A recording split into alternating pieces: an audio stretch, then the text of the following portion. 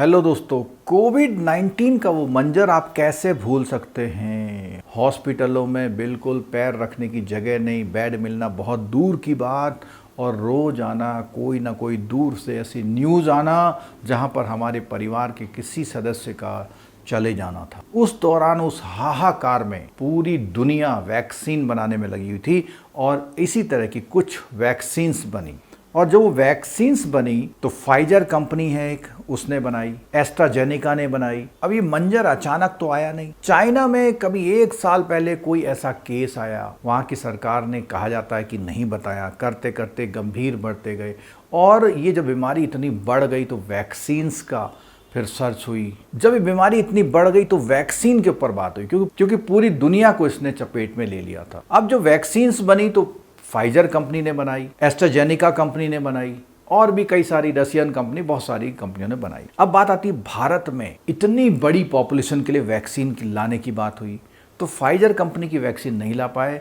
इसलिए नहीं ला पाए क्योंकि इस वैक्सीन के लिए -71 डिग्री को मेंटेन करना था, जो भारत के इंफ्रास्ट्रक्चर के लिए बिल्कुल भी पॉसिबल नहीं था।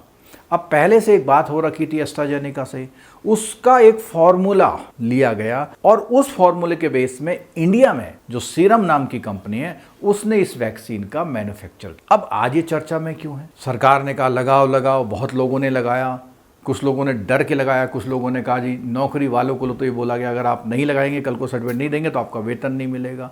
कुछ मजबूरियों में लगाया, किसी ने डर के मारे लगाया, किसी ने नहीं लगाया, किसी ने 1 लगाया, किसी ने 2 लगाया और किसी ने जो है बूस्टर डोज भी लगाई। तो ये सब अपने अपने वो रहते हैं कि हम लगाएं या ना लगाएं, सरकार का दबाव।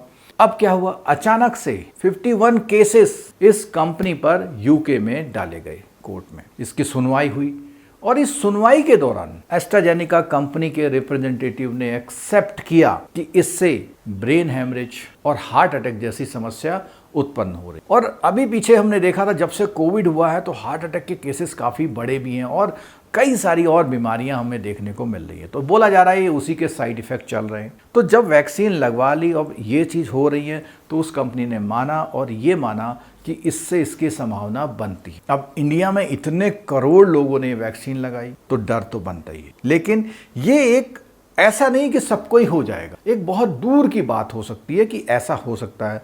और इसके लिए क्या है, जो आपका ब्लड है, ब्लड में क्लॉटिंग शुरू होती है, यानी ब्लड में थक्का बन जाता है। तो किसी के माइंड में बन जाएगा तो माइंड में प्रॉब्लम आ जाएगी, हार्ट में बन जाएगा तो ब्लड की सप्लाई में दिक्कत आएगी।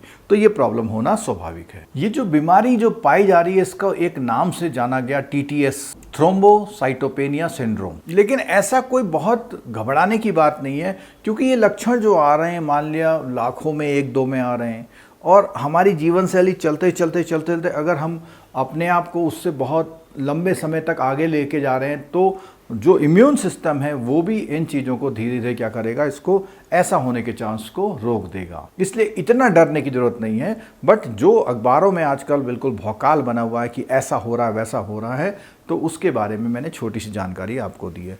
दोस्तों, अगर चैनल सब्सक्राइब नहीं किया तो चैनल सब्सक्राइब कर लीजिएगा। इस वीडियो को दोस्तों के साथ अपने ग्रुप में शेयर जरूर करिएगा। वीडियो देखने के लिए सभी का बहुत बहुत धन्यवाद। Thank you so much.